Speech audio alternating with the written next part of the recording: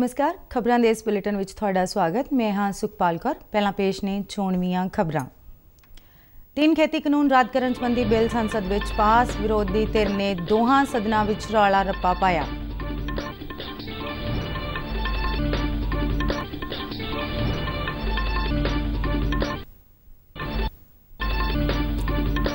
खेती कानून रद्द करन संबंधी बिल पास होने ते किसानां विच खुशी दा माहौल।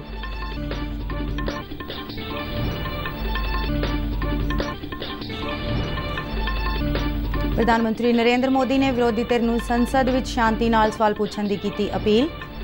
कहा सरकार किसी भी मुद्दे ते चर्चा लई है तैयार।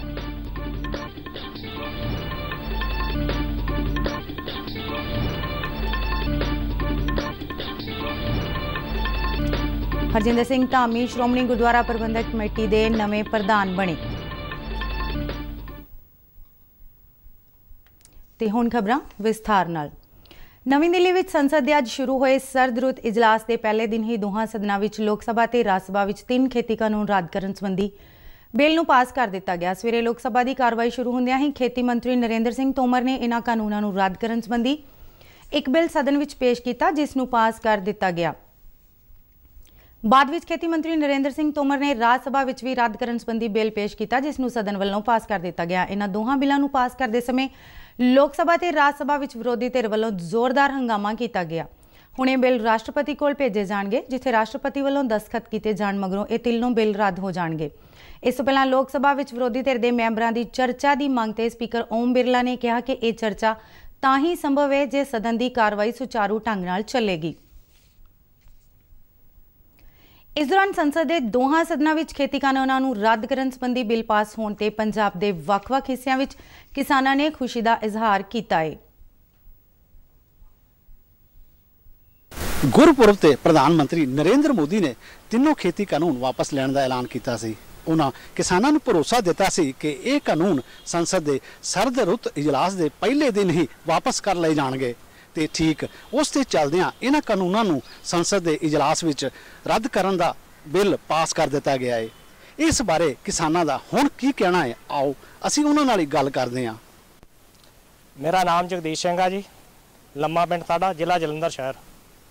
असीं मोदी साहब जी का धन्नवाद करते हैं कि जो कृषि कानून इन्हों ने वापस ले लिया, वो बड़े चिर तो लटकते पे सीगे। जो किसानां दी इस वेले बाकी रहिंदियां जायज़ मंगां है, उन्होंने मन के ते किसान वीरां नूं घर नूं आ जाना चाहिए। मेरा नाम कुलदीप सिंह सिद्धू, मेरा पिंड पटियाणा। किसानों को यही हुण अपील करते हैं जी, जो भी हुण मोदी साहब ने कानून वापस ले लिया, तुसीं हुण किरपा करके वापस आओ ते आपां हुण ना ही उत्थे जिद के अड़ के बईए ते चंगी गल आ। पर जे कोई माड़ी मोटी कसर रह गई आ, वो मोदी साहब हुण वापस ले लैण ते सारे जिमीदार अपने घरों वापस पहुंच। मेरा नाम हरदेव सिंह है, साडा पिंड नौली है, जलंधर विच रहिंदे असीं। सानू बहुत खुशी है जो प्रधानमंत्री जी ने कानून रद्द करते हैं। पार्लीमेंट और संसद में भी पास हो चुके हैं। किसानां ने जो सड़कां रोकियां है, उन्होंने खुशी खुशी हुण अपने घर विच आके खुशी मनाउणी चाहिदी है। हुण सानू किसी ते कोई इतराज नहीं हैगा। प्रधानमंत्री नरेंद्र मोदी जी का असीं बहुत बहुत धन्नवाद करते हैं। मेरा नाम भजन जलंधर के आले दुआले के पिंडां के किसानां ने प्रधानमंत्री नरेंद्र मोदी का धन्नवाद किया। फाजिलका विच साडे पत्रकार नाल गलबात करदिआं किसानां ने दिल्ली बार्डर ते बैठे किसानां नूं वापस परतन की अपील की। जो बहुत उन्होंने किया, जो चंगा किया, जो बहुत चंगा मोदी साहब ने बहुत चंगा किया। मेरा जी नाम कश्मीर सिंह आ, रहने हैं जलंधर शहर आ ते बस साडा ते ओही बेनती है जिमींदारां नूं करना ही चाहुंदे आ भी चलो मंगां अपणियां मोदी साहब ने मन लियां ते हुण आपां नूं घरां नूं आउणा चाहीदा सारिआं नूं ते पानी पूनी लगण दे देणे हुण कणकां दे खादां पैण दे देणे ते जिमींदार बेचारे उत्थे खराब होण डए ने। उन्हां नूं इहो बेनती करदे भी अपने घरां नूं आउण ते अपना काम संभालण। बाकी चलो ਜਿਹੜੀਆਂ ਕੋ ਰਹਿੰਦੀਆਂ ਉਹ ਵੀ ਮੋਦੀ ਸਾਹਿਬ ਨੂੰ ਇਹੋ ਆਣੇ ਵੀ ਸਾਡੀਆਂ ਮੰਗਾਂ ਮੰਨੀਆਂ ਜਾਣ। ਤੇ ਇਹ ਸਨ ਜਲੰਧਰ ਜ਼ਿਲ੍ਹੇ ਦੇ ਵੱਖ-ਵੱਖ ਪਿੰਡਾਂ ਦੇ ਕਿਸਾਨ, ਜਿਨ੍ਹਾਂ ਦਾ ਮੰਨਣਾ ਹੈ ਕਿ ਹੁਣ ਬਾਰਡਰ ਤੇ ਬੈਠੇ ਕਿਸਾਨਾਂ ਨੂੰ ਆਪਣੇ ਘਰ ਵਾਪਸ ਆ ਜਾਣਾ ਚਾਹੀਦਾ ਹੈ ਤੇ ਖੇਤੀ ਦੇ ਕੰਮ ਵਿੱਚ ਲੱਗਣਾ ਚਾਹੀਦਾ ਹੈ। ਸੁਤੰਤਰ ਕੁਮਾਰ ਦੇ ਨਾਲ शिशु शर्मा शांतल, दूरदर्शन समाचार जलंधर। गुरदासपुर तो साडे पत्रकार मुताबिक किसान खुश ने अते प्रधानमंत्री नरेंद्र मोदी का खास तौर पर धन्नवाद कर रहे हैं।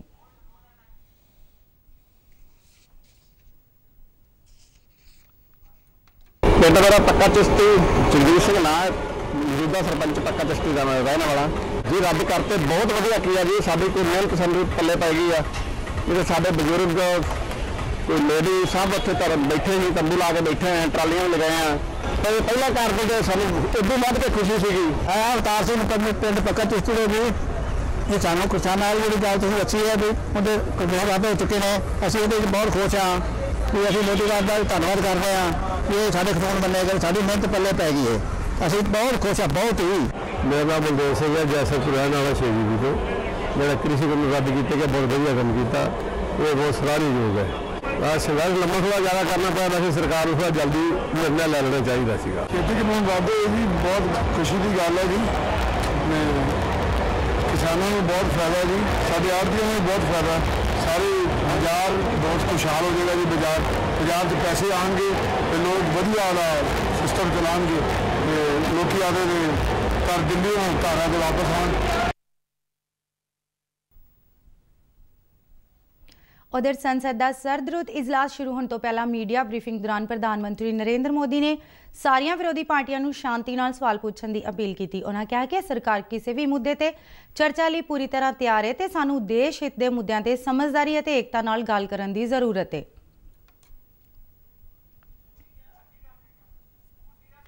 प्रधानमंत्री नरेंद्र मोदी ने कोरोना के नवे रूप तो चौकस रहने की भी गल कही।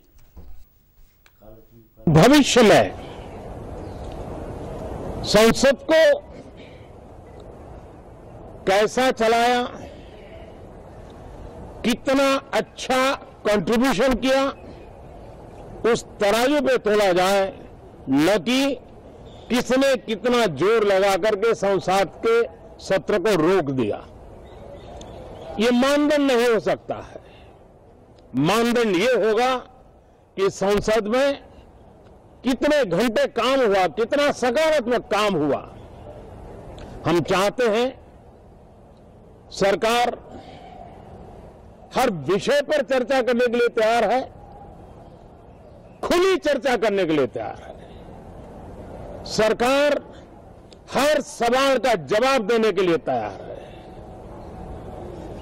और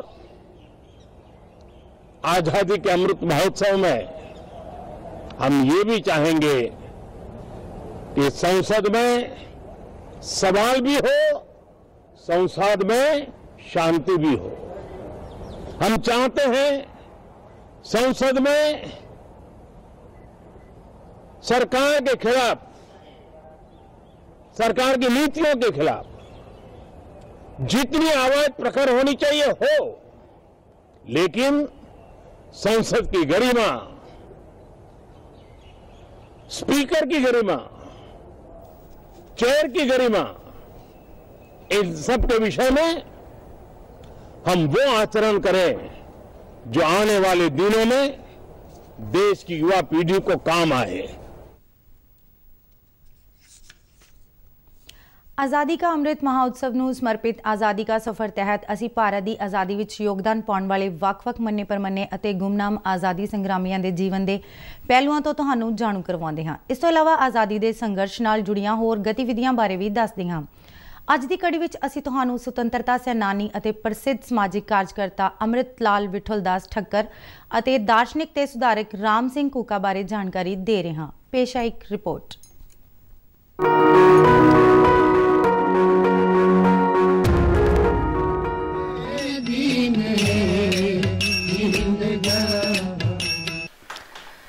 ਅੱਜ ਅਸੀਂ ਸੁਤੰਤਰਤਾ ਸੈਨਾਨੀ ਅਤੇ ਪ੍ਰਸਿੱਧ ਸਮਾਜਿਕ ਕਾਰਜਕਰਤਾ ਅੰਮ੍ਰਿਤ ਲਾਲ ਵਿਠਲ ਦਾਸ ਠੱਕਰ ਨੂੰ ਯਾਦ ਕਰ ਰਹੇ ਹਾਂ, ਜਿਨ੍ਹਾਂ ਦਾ ਜਨਮ 29 ਨਵੰਬਰ 1869 ਨੂੰ ਹੋਇਆ ਸੀ। ਠੱਕਰ ਬਾਪਾ ਦੇ ਨਾਂ ਨਾਲ ਹਰਮਨ ਪਿਆਰੇ ਅੰਮ੍ਰਿਤ ਲਾਲ ਵਿਠਲ ਦਾਸ ਠੱਕਰ ਨੇ ਭਾਰਤ ਦੇ ਕਈ ਸੂਬਿਆਂ 'ਚ ਕਥਿਤ ਨੀਵੀਆਂ ਜਾਤੀਆਂ ਤੇ ਜਨਜਾਤੀਆਂ ਦੇ ਕਲਿਆਣ ਲਈ ਆਪਣੇ ਜੀਵਨ ਦੇ 35 ਤੋਂ ਵੱਧ ਵਰ੍ਹੇ ਸਮਰਪਿਤ ਕਰ ਦਿੱਤੇ। ਬਾਪਾ ਦਾ ਜਨਮ ਗੁਜਰਾਤ ਦੇ ਭਾਵਨਗਰ ਵਿੱਚ ਹੋਇਆ ਸੀ।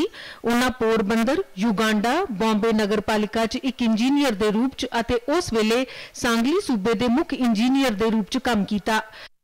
ਕੁਰਲਾ ਦੇ ਬੰਬੇ ਉਪਨਗਰ ਵਿੱਚ ਕੰਮ ਕਰਦੇ ਹੋਏ ਬਾਪਾ ਕਥਿਤ ਨੀਵੀਂ ਜਾਤੀ ਦੀਆਂ ਦਇਆ ਵਾਲੀ ਸਥਿਤੀ ਤੇ ਵਿਚਲਿਤ ਹੋਏ।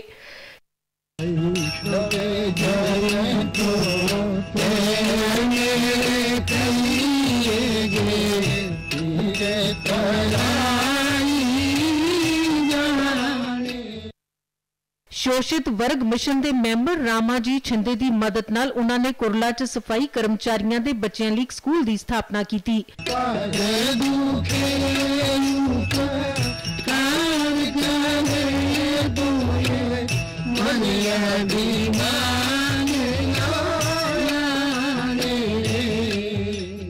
उन्नीस 1914 servants of India society which शामिल हो गए।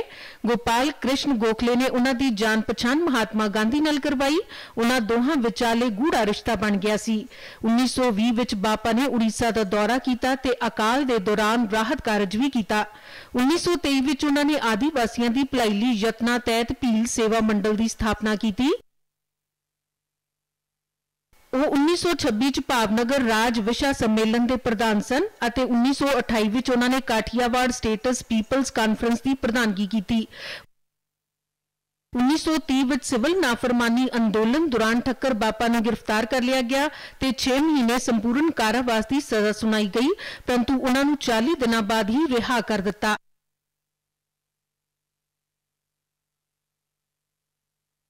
ਉਹ ਹਰੀਜਨ ਸੇਵਕ ਸੰਘ ਦੇ ਸਕੱਤਰ ਸਨ ਤੇ ਉਹਨਾਂ ਨੇ 1944 ਵਿੱਚ ਗੌਂਡ ਸੇਵਕ ਸੰਘ ਦੀ ਸਥਾਪਨਾ ਕੀਤੀ।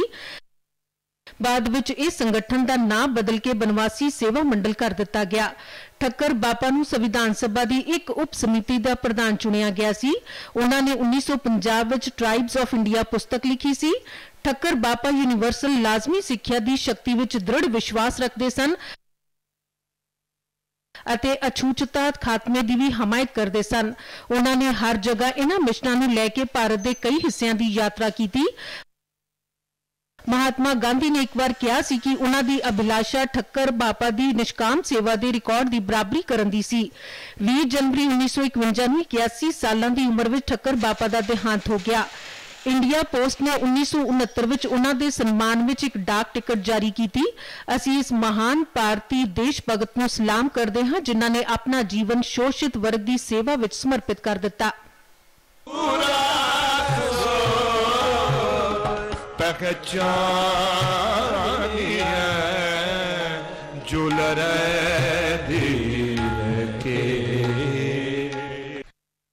ਅਸੀਂ 29 ਨਵੰਬਰ 1885 ਨੂੰ ਸ਼ਹੀਦ ਹੋਏ ਸੁਤੰਤਰਤਾ ਸੈਨਾਨੀ, ਦਾਰਸ਼ਨਿਕ ਅਤੇ ਸੁਧਾਰਕ ਰਾਮ ਸਿੰਘ ਕੂਕਾ ਨੂੰ ਯਾਦ ਕਰਦੇ ਹਾਂ। ਕੂਕਾ ਅੰਦੋਲਨ ਦੇ ਸੰਸਥਾਪਕ ਰਾਮ ਸਿੰਘ ਕੂਕਾ ਪਹਿਲੇ ਭਾਰਤੀ ਸੀ ਜਿਨ੍ਹਾਂ ਨੇ ਅਸਹਿਯੋਗ ਅਤੇ ਬ੍ਰਿਟਿਸ਼ ਮਾਲ ਅਤੇ ਸੇਵਾਵਾਂ ਦੇ ਬਾਈਕਾਟ ਦਾ ਇਸਤੇਮਾਲ ਰਾਜਨੀਤਿਕ ਹਥਿਆਰ ਦੇ ਰੂਪ 'ਚ ਕੀਤਾ ਸੀ। ਰਾਮ ਸਿੰਘ ਦਾ ਜਨਮ ਪੰਜਾਬ ਦੇ ਭੈਣੀ 'ਚ ਹੋਇਆ। ਇੱਕ ਨੌਜਵਾਨ ਦੇ ਰੂਪ 'ਚ ਨਾਮਧਾਰੀ ਅੰਦੋਲਨ ਦੇ ਸੰਸਥਾਪਕ ਬਾਲਕ ਸਿੰਘ ਦੇ ਪੈਰੋਕਾਰ ਬਣ ਗਏ। ਬਾਲਕ ਸਿੰਘ ਨੇ ਆਪਣੀ ਮੌਤ ਤੋਂ ਪਹਿਲਾਂ ਰਾਮ ਸਿੰਘ ਨੂੰ ਨਾਮਧਾਰੀ ਅੰਦੋਲਨ ਦਾ ਨੇਤਾ ਨਿਯੁਕਤ ਕੀਤਾ। ਉਹ ਮਹਾਨ ਮਹਾਰਾਜਾ ਰਣਜੀਤ ਸਿੰਘ ਦੀ ਸੈਨਾ ਦਾ ਹਿੱਸਾ ਸਨ। ਰਣਜੀਤ ਸਿੰਘ ਦੀ ਮੌਤ ਤੋਂ ਬਾਅਦ ਰਾਮ ਸਿੰਘ ਨੇ ਸਿੱਖਾਂ ਨੂੰ ਆਪਣਾ आत्म सम्मान हासिल करने की मदद करने का दृढ़ संकल्प लिया। उन्होंने नामधारियां विचाले नवी प्रथा शुरू की जिन्हां नूं कूका कहा जाण लगा क्योंकि वह उच्ची आवाज विच भजन गाउंदे सन।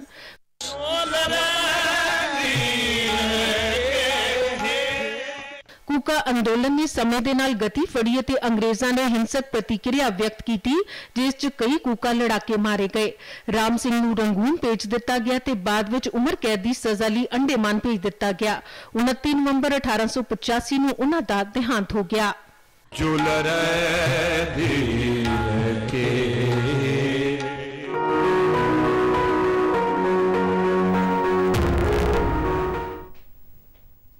इस दे नाल ही खबरां दा बुलेटिन समाप्त होंदा है। आज्ञा दिओ। नमस्कार।